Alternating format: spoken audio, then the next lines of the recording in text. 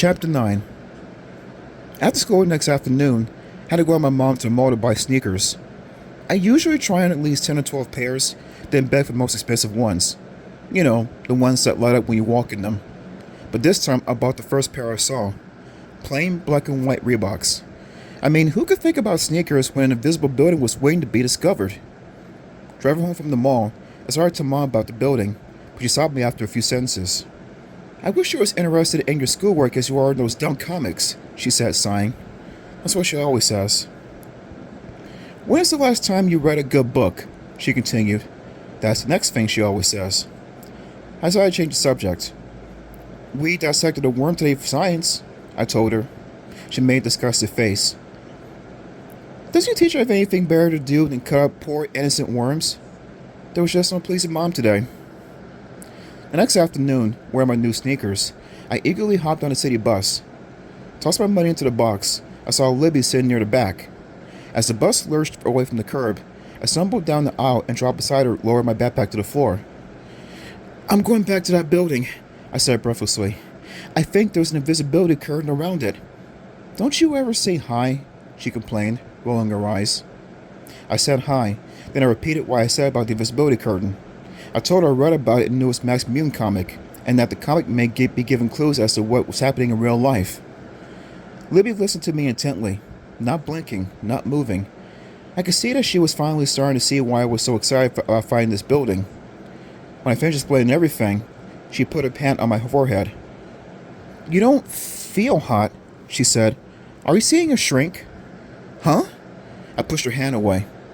Aren't you seeing a shrink? You're totally out of your mind. You know that, don't you? I'm not crazy, I said. I'll prove it. Come with me. She edged closer to the window, as if trying to get away from me. No way, she declared. I can't believe I'm sitting here with a boy who thinks that comic books come to life. She pointed out the window. Hey, look, Skipper. There goes Easter Bunny. He's hanging an egg to the Tooth Fairy. She laughed. A mean laugh. Ha ha, I muttered angrily. I have a good sense of humor, but I don't like being laughed at by girls who collect high school Harry and Beanhead comics. The bus pulled up to the bus stop. I hoisted my backpack and scrambled out of the back exit.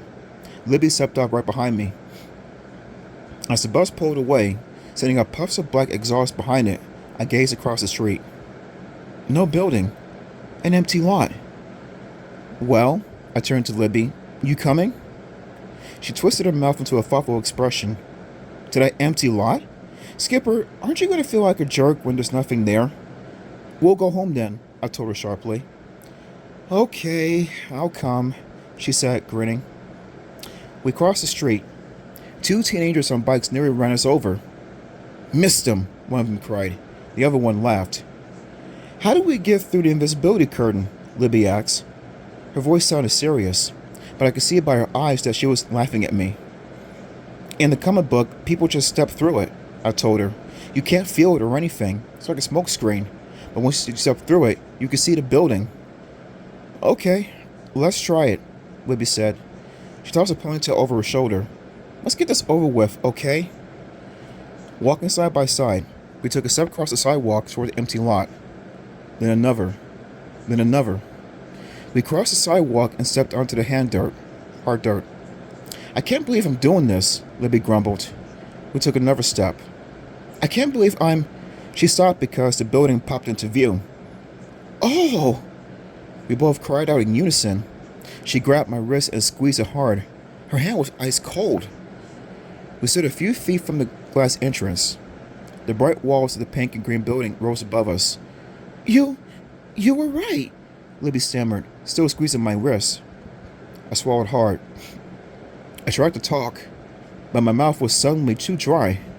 I coughed, and no words came out. Now what? Libby asked, staring up at the shining walls. I still couldn't speak. The comic book is real, I thought. The comic book is real. Does that mean the building really belongs to the masked mutant? Whoa.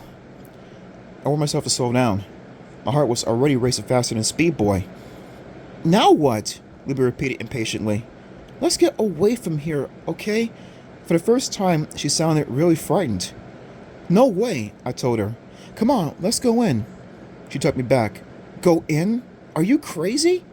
We have to, I told her. Come on, don't start to think about it. Let's go.